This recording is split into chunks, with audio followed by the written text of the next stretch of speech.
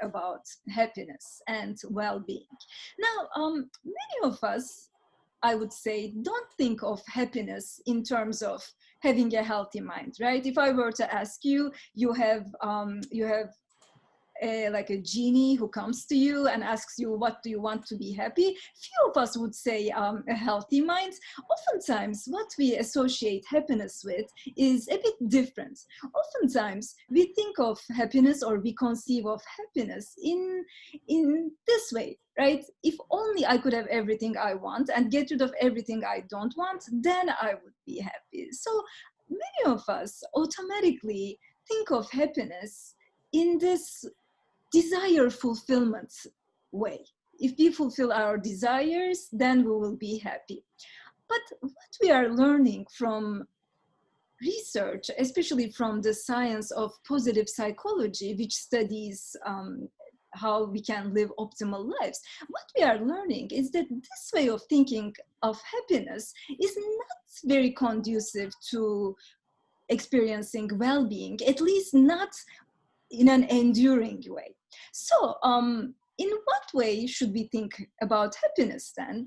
Well, it seems that we should rather think of happiness more as an inside job than something that comes from the outside. Now, when we study the factors that contribute to happiness, what we find is that external circumstances, for example, how much money we make, or where we live, or whether or not we are married or single, or whether we have kids, or whether we have a disease, or whether we live in a big city or in a small town. All of these external circumstances, it turns out, contribute much less to our happiness than we typically assume. So researchers have found that under normal circumstances, these external circumstances explain for about 15% of happiness differences between people, 10 to 15%. So external circumstances seem to really play a smaller role in our well-being than what we are imagining. Now, then what plays the bigger role? What plays a bigger role? Well, what seems to be playing a bigger role is really our internal lives, what's going on inside us, our internal dispositions. There was this British author, and he was also a lexicographer, meaning he wrote dictionaries, and he has this quote saying, "The fountain of content must spring up in the mind, and he who has so little knowledge of human nature as to seek happiness by changing anything but his own disposition will waste his life in fruitless efforts." Now, he says the fountain of content must spring up in the mind. And he himself doesn't look very content here, but he seems to be hitting the nail on this insight. What he is saying overlaps quite a lot what research finds. For example, researchers have found that about 60 to 65% of happiness differences between people are explained by one thing. What is that thing? It's our personality, our habits, our emotional habits, our cognitive habits, the way we respond to the world and others. All of this seems to be playing a much larger role than external circumstances. Now, I should also mention that external circumstances definitely can influence our well-being. There's no denying that, especially if they are extreme circumstances, especially if we, for example, do not feel safe, physically safe, or if we cannot fulfill our most basic human needs, then definitely they play a very important role. But if you are living a reasonably comfortable, maybe middle-class life, then it is very obvious that our personality and our internal disposition, it plays a much more important role in determining our well-being than external circumstances. And this is actually not not a very surprising insight when we think about it, right? Because it is really our frame of mind that determines how we relate and respond to the world. And people can have quote unquote everything, yet if they are miserable inside, how can they be happy? How can we even talk about happiness? And we know that, for example, from celebrities or from rich people who are who try committing suicide, or who we know can be depressed. So definitely, if things are not okay inside, it doesn't matter what's outside, right? Nothing will be right outside if things are not right inside. I have this really fun image. Some of you might have seen this on social media. So what we see here is that there's this little girl who came up first on sports day. I believe this is in the UK. And she is, as you can see, she seems miserable. She's quite unhappy and looks with almost covetous and just unhappy eyes at the little guy who came in third, who couldn't be happier. And the idea here is that happiness is a state of mind, because this little girl, she came in first, so objectively she did much better than the little guy who came in third, but she really doesn't seem to be perceiving it in that way. And according to her mom, who posted this online, apparently this the guy, the little boy, he had his sign, like the third sign, it's in green, and the girl, she also wanted a sign in green, not like blue like she had. So of course we are laughing at this girl, but oftentimes as adults we are acting in quite similar ways without noticing it. It is our frame of mind, how we take in the objective circumstances through the subjective filters of our minds, that determines our well-being. And because of that, if we want to cultivate enduring well-being, we need to start with a healthy mind. Okay, so then the next question becomes, what is a healthy mind? Of course, we can talk about it for hours, but in the short amount of time that we have, I will talk about two main functions that define a healthy mind.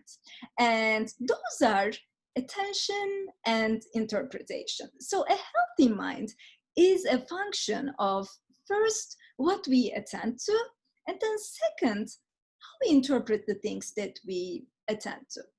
Okay, attention and interpretation. Let's start with attention.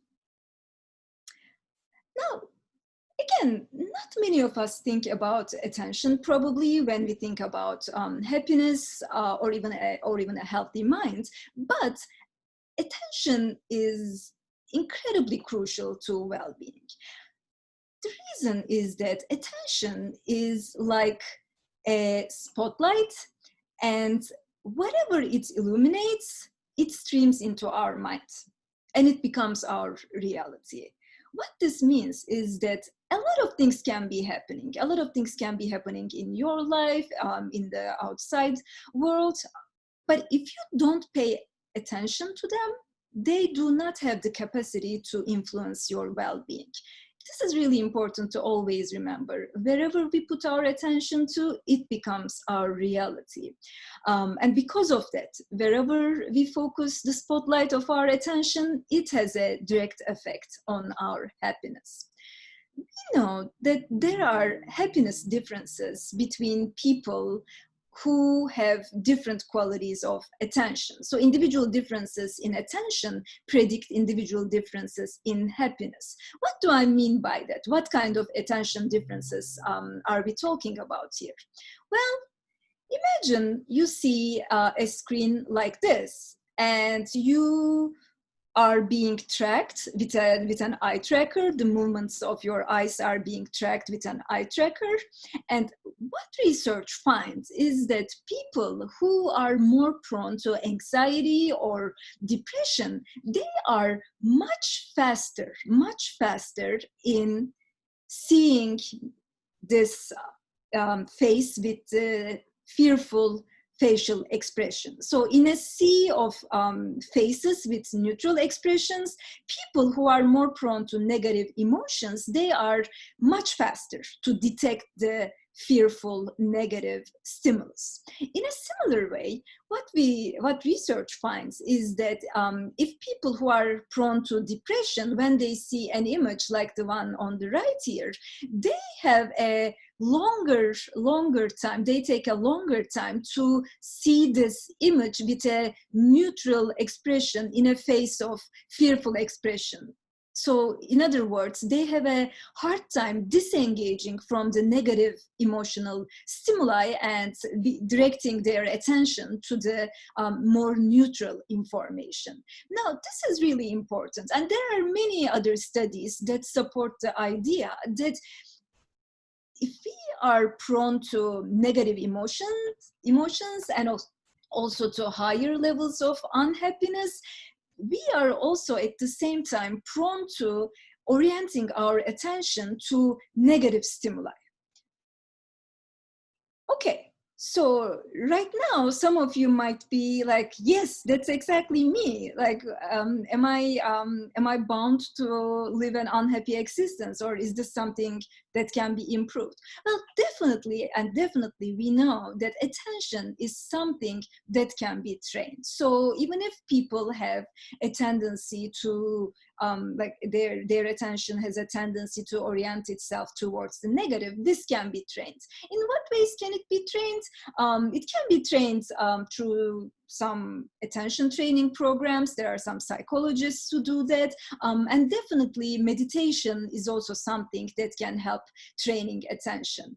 And developing greater control over our attention, it's truly one of the foundations of reshaping our minds and improving our well-being. If we have very little control over our attention, it's very hard to change the habits of our mind and cultivate the kinds of habits that will be good for us.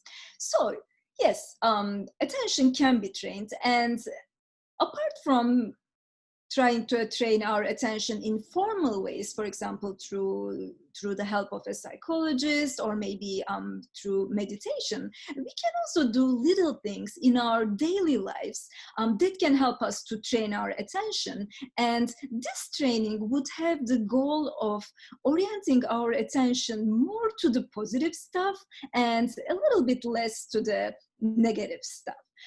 So yes, to enhance our happiness, we can train ourselves to attend more to the good around us. It's, in a way, it's having our radar out for happiness. Now, if you follow some happiness research or even some self-help, you might have heard about the benefits of gratitude. For example, keeping a gratitude journal, making notes of what makes us grateful, or having conversations with your family or maybe friends about what made you grateful that day. And we know that being grateful, expressing gratitude, it comes with a lot of health benefits, psychological health and physical health. And one of the reasons why this gratitude exercise or gratitude interventions work so well is because they teach us to they train our brain to detect the good things, right? The positive things. If you are, for example, going through a gratitude intervention, meaning maybe you have committed to writing 3 good things that you are grateful for a couple of days or for a couple of weeks, what this means is that you will be going through your daily life, paying attention to what you can be grateful for. And of course, our minds are wired to be more attentive to the negative, right? Because evolutionarily, that is more helpful. Our minds are like Velcro for the negative and Teflon for the positive. That's what they say, right? But if we engage in this exercise of trying to notice and appreciate the good things in our lives, that definitely helps our brains to be to be scanning the environment more for the positive than for the negative, which is what is usually our habit. In addition to that, we can also try to teach our brain to orient itself more to the positive by just making an effort to appreciate the ordinary things in our lives. Now, the ordinary oftentimes is actually the extraordinary, except we don't realize it until we lose it. How many of us would think of just walking in the streets as extraordinary without wearing a mask or without worrying about keeping the social distance? We just took it for granted, and that was of course like what we should have done, but or what was normal to do, but it was ordinary, yet it was also extraordinary. So much in our lives is it can be lost immediately, instantly, and if we appreciate those things without facing the prospect of losing them, it will return us as extra happiness. And something that shows this idea in a really touching way comes from Helen Keller. Helen Keller, as you know, the activist, and she was born blind and deaf from a very early age on.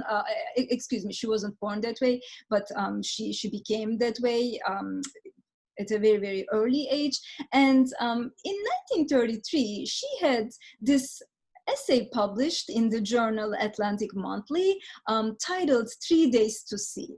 And if any of you have read this, I would definitely recommend it. It's very powerful, very, very touching. And in this essay, she talks about what she would do if she had only 3 days to see, only 3 days. And for example, on the first day, she would be looking at the faces of people she loves. And then on the second day, she would go to the streets of New York and so on.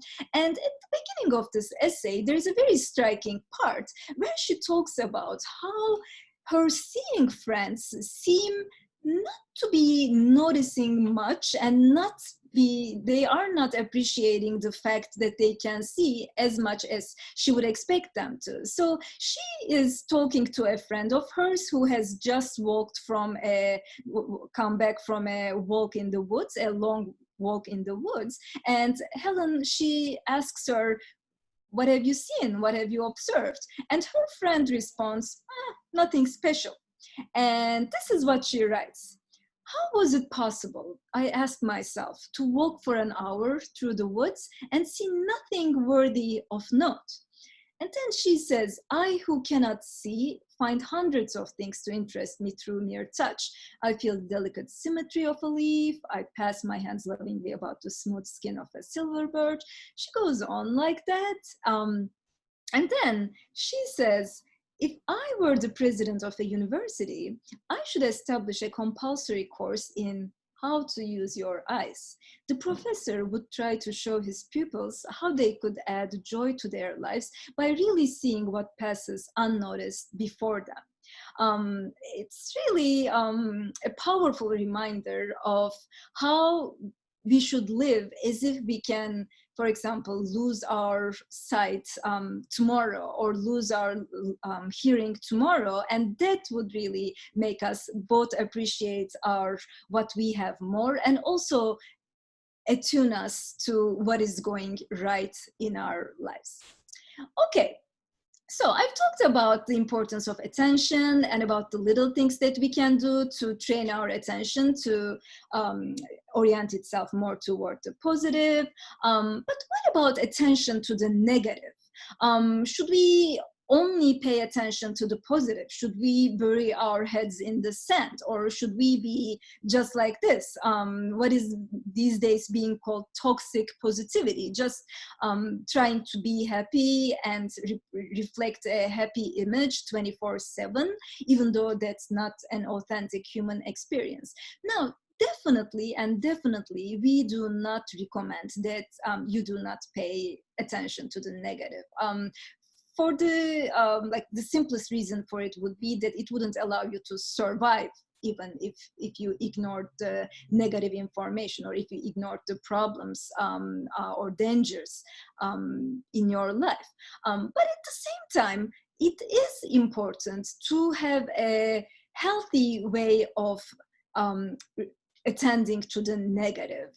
Like one of the most important things, for example, is to have a distinction in our minds, at the back of our minds, about negative things about which we can do things, and negative things about which we cannot do anything or almost anything. So it is a recipe for unhappiness to focus our attention too much on things over which we have not much control. It is much better to focus on things over which we have control. And in our relationship to the negative too, obviously life is a very difficult place. There's a lot of suffering. There are so many problems that need to be improved and solved. And it is our, I do believe that it is our duty to improve life for others and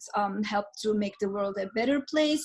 And in that sense, we should definitely pay attention to the things that are going wrong and make an effort to improve them.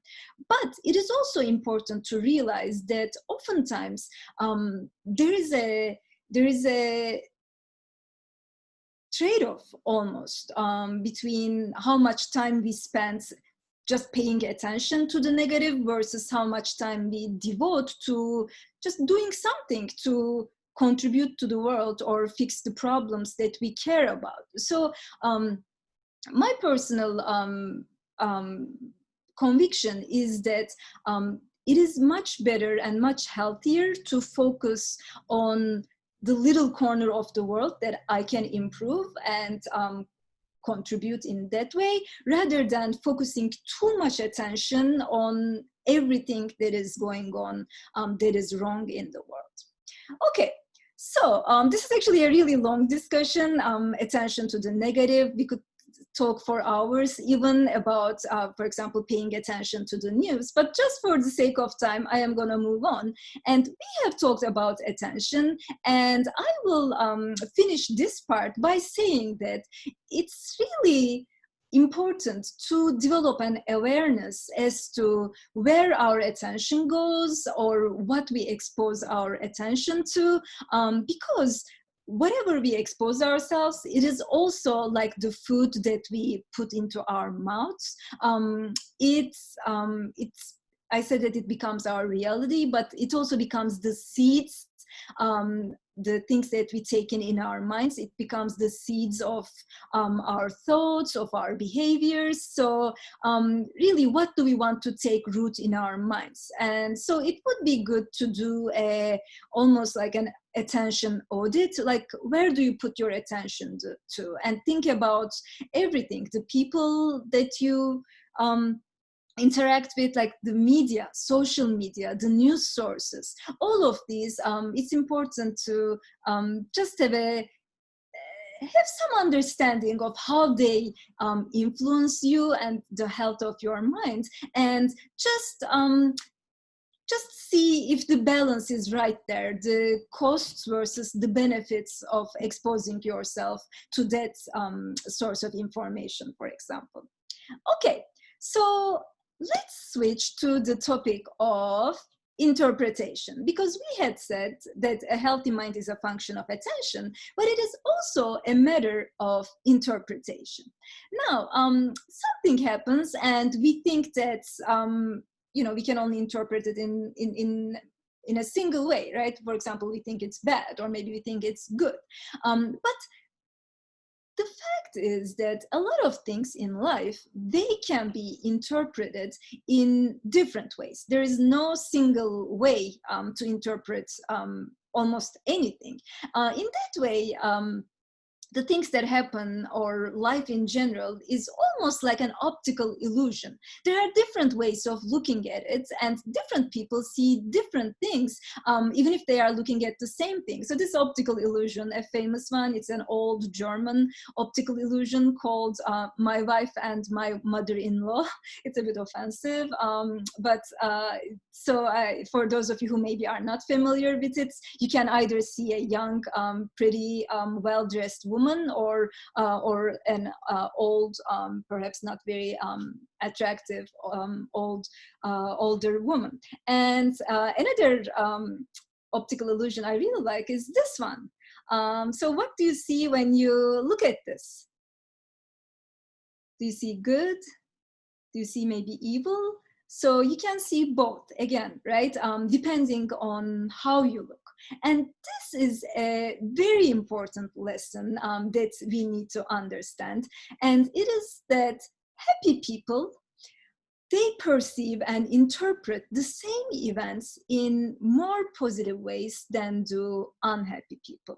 Again, it's really important to emphasize here that they are looking at the same event, but people who are more prone to happiness, they interpret it in a different way, and people who are less happy interpret it in a different way. Now, for example, these people can be asked about their last vacation. And for example, people who are more prone to happiness, they talk about how fun it was, whereas people who are less prone to happiness, they bring up things like how they have lost a lot of time to the vacation and now they have to catch up with their work, right?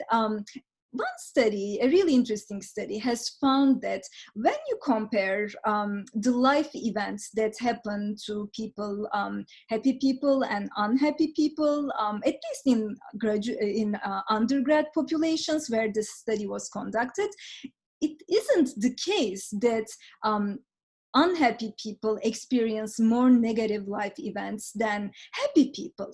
But what appears to be the case is that happy people, they think of the good things that happen to them in more positive ways. They derive more happiness from them. And on the contrary, unhappy people, they amplify negative experiences they had more in a way that makes them feel worse about it. In the same line of studies, the researchers had another interesting study. And in this study, they asked the participants, okay, you are sitting at home and looking out the window. Just tell me, like, what thoughts go through your mind? And you can just experiment this on yourself. Just think about it. Like you are sitting at home and looking out the window. What thoughts are going through your mind? Now, what they found is that if participants are given the same scenario, those of them who were, again, more prone to unhappiness, they would say things like, I am lonely, waiting for someone or something, I'm feeling like I should be more involved. Whereas people more prone to happiness, they would just say more positive things. They would say things like, oh, it's a beautiful day, I feel lucky to be alive and to be able to enjoy this day.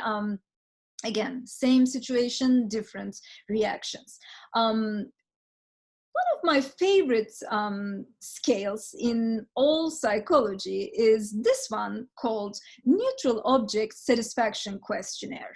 It's also known as the Gripe Index. It's actually a quite old scale or measure, even though more recently other researchers have studied it too. But this is about asking people how satisfied or dissatisfied they are with things, just ordinary things almost, such as the city in which you live, or the movies being produced today, or local newspapers, or local speed limits. And my favorite is this one, letter size paper, right? The very interesting and very striking finding is that people who are happier, they report higher levels of satisfaction with these almost like random, not very important things, right? They are quite trivial. I mean, letter-sized paper, right? Why would you be satisfied or dissatisfied with letter-sized paper? But what seems to be the case here is that, again, going back to the idea that happiness is more of an inside job than an outside job, happier people perceive almost anything in life, independent of how trivial or ordinary it is, through some magical lenses. So it's almost a disposition to experience things in a more positive way. This reminds me of an internet meme that makes me laugh. Haters gonna hate, right? The idea that if you have the personality of a hater, you are gonna hate things like depending on what they are. And also the opposite of it is true too. Of course, Henry David Thoreau, he expressed the same idea in a probably much more eloquent way when he said, the fault finder will find faults even in paradise. So the idea behind all that is that we all have this personality disposition to be more negative or more positive towards things, to take them into, to perceive them, to interpret them as more positive or negative. And this quality, it's called positivity in psychology. It refers to a pervasive mode of appraising, viewing, and perceiving life from a positive stance. And it is a quality that is very much associated with well-being, both physical and psychological well-being. And it really corresponds to this idea of almost a magical like lenses. Whatever you see, you can perceive it through a more constructive, maybe more positive stance. Okay, so I have a couple more slides. I know I'm a little bit, I'm taking a bit longer than I imagined, but I think we are okay. Please let me know if you have anything with regards to that. But the last point I'm gonna make is that positivity, this way of looking at things, it's something that can be learned. And if you care about well-being, it would be really in your interest to try to learn it. Plus, there is no sense in being pessimistic. It wouldn't work anyway, right? Joking aside, positivity, and it's of course very, very closely related to optimism. They are really important to our well-being, and they can be cultivated. That's the really important point. And what do positivity cultivating techniques have in common? Again, it's all about interpreting the world with a more charitable perspective, with an understanding that the way we see the world and the way we perceive or interpret something does not have to be the only way to interpret it. There are, regardless of what we are talking about, there are ways of approaching a situation that will make us feel better about it. And what are those techniques? So, for example, one very common way to cultivate positivity is exercising this seeing the silver lining mindset, right? In whatever that happens, there is often something that is good. And again, happy people, they just automatically see those. But for some of us, making more of a concerted effort might be needed. And for example, with the pandemic that we are experiencing, I mean, it's definitely a tragic thing that is influencing so much in such a major way. But still, it's okay to think about the question, is there nothing in this experience that is positive? Is there nothing in my life that I will miss when this is all over? Right? And moving on, another positivity cultivating technique is identifying the door that opens as a result of a door that closes, right? And another one, which is again very effective, is it could have been worse. It could have been worse. And we can say this with regard to almost anything, right? We can say it with regard to the pandemic. In one study, the researcher asked the participants, okay, you are in a bank and you are waiting in line, and then some robbers, they come and like there's a shooting and you get shot in the arm. So what would you think? Do you think you are a lucky person? Like, how would you look at that? And the very, striking response is that people who are more prone to positivity, they gave responses such as like, oh my God, I would feel so lucky that I didn't get shot in the head and died. It could have been so much worse, right? Whereas people who are more prone to unhappiness, they of course said it's horrible. It's horrible. And the thing is, it's important to emphasize that both of these responses are justifiable, right? Both of these responses are legitimate. They are defensible responses to what happened, but which one helps the person more, right? So it's important to think in this way. And then finally, it's also, I believe, important whenever we are responding to the world to come from a place of humility, in the sense that we don't always know what is good for us. Life is so complicated. We don't always know what is good news and what is bad news, right?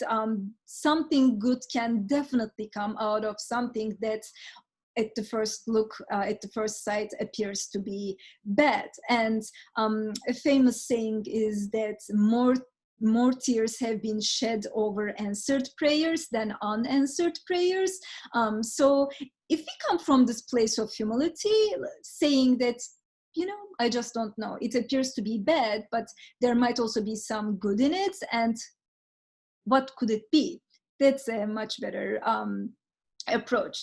And in his, there's this British psychologist called Richard Wiseman, and he studies people who are lucky, and he says that also this is very much related to positivity. And in this book, he has this idea too, that people who are positive and who define themselves as lucky, they have this mindset.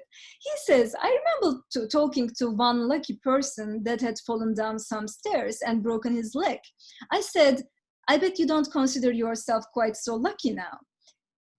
He said the last time he went to a hospital, he met a nurse and they fell in love. Now the two of them are happily married 25 years later. He said, it was the best thing that ever happened to me. So yeah, things can look bad now, but the long-term effect of this might be very, very positive. Again, it's good to keep this also in mind when we are going through difficult times. We just don't know. Okay, so I have talked about attention, I have talked about interpretation. What have we learned? Well, we have learned that enduring well-being is more synonymous with having a healthy mind than almost anything else. And we have learned about the importance of attention, and that we need to be discerning about where we turn the spotlight of our attention. And we also have learned that we can learn to interpret events in a more positive and constructive manner. It is always a possibility, and we can train ourselves to do that. Okay, because of time, I also had some other tips for you.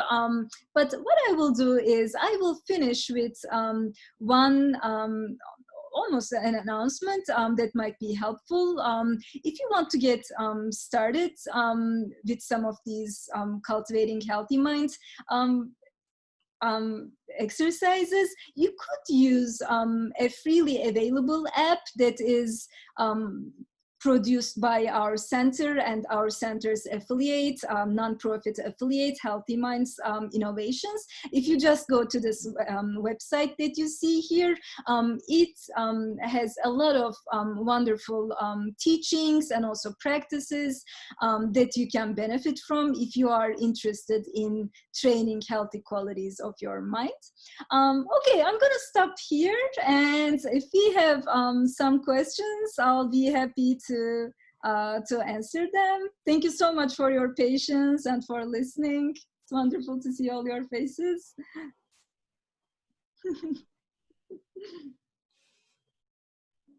Okay, is there anything in the chat window? Okay, I'll be waiting for questions if you have any.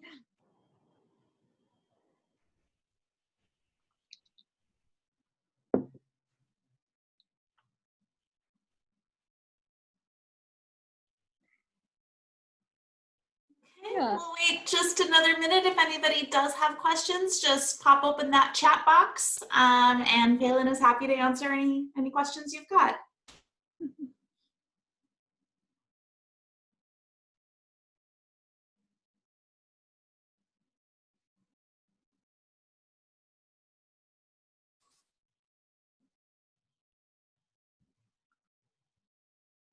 Okay, Pelin, can you share that website again? Yeah, absolutely, absolutely. Let me see. It is, I'm gonna type it into the chat window. It is tryhealthyminds.org. Just a second. Tryhealthyminds.org. And our center also has a newsletter if you want to get information about studies related to cultivating a healthy mind, Center for Healthy Minds. Oh yeah, a question about watching the news. Yeah, great question, Lori, thank you so much. So a lot of experts are agree, they have they have a consensus that it's not healthy to watch a lot of news. Again, going back to the point that it is much better to focus our attention and time and our energy on things over which we have more direct control is better. Now, of course, we have to be informed citizens. Of course, it is good to be aware of what's going on in the world, but at the same time, it's just not helpful if watching the news just drags us down and makes us feel hopeless, and it makes us feel despair. And it's really important to take the news in perspective. And the perspective I'm talking about is a historical perspective. So for example, right now, even though everything might seem like this is completely crazy and the world is in the worst place it has ever been, this is actually objectively not true, right? We know very well from lots of scholars, historians and other types of scholars, that actually today is the best time to live. If again a genie came to you with a magic wand and asked you what would you like you can live any time that you want in the history of the world, when would you like to live? If you want to live a comfortable and long life, your best bet is right now, right? Because go back a couple of centuries and you could be a king, yet you could still die from a cut on your finger before they found all the medical the medical innovations and everything. So it's really important to realize that yes, things are not great in many respects. There's a lot that is wrong, but things are still so much better than they were in the past. If you are interested in books about this, for example, Factfulness by Hans Rosling, I can write this into the chat window. Factfulness by Hans Rosling, or Steven Pinker's Enlightenment Now is also it also talks about the same ideas. The idea is that yes, things are bad, but things are also much better than what they have been. And my take on this is the people who lived before us, our ancestors, they didn't throw the gauntlet. They didn't drown in despair. Like the progress that we are experiencing today, we owe that to the people who were hopeful about the future, and they worked for a better future, right? And we can be those people for future generations. We cannot lose hope. Yes, things are bad, but we can still make them better because people before us did, even in worse circumstances. So this kind of a perspective, I believe, might also be helpful when we are exposing ourselves to the news.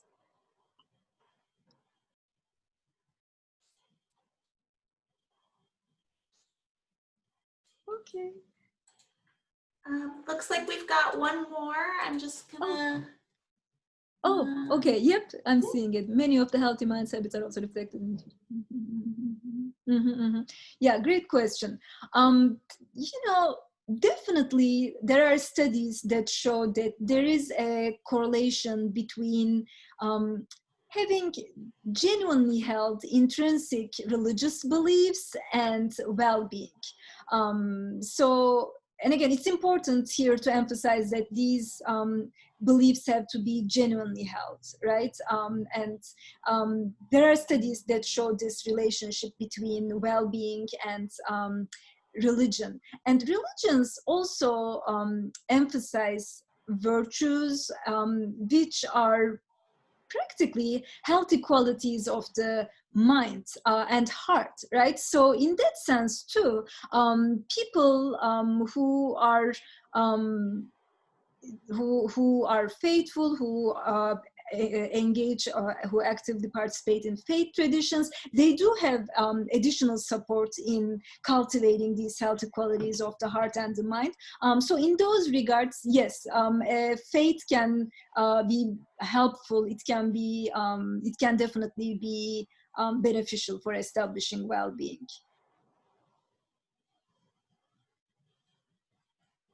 All right, great. Well, thank you so much, Pelin. This was a fantastic talk. Thank you so much for being here with us. Thank you so much. And thank you all for joining us.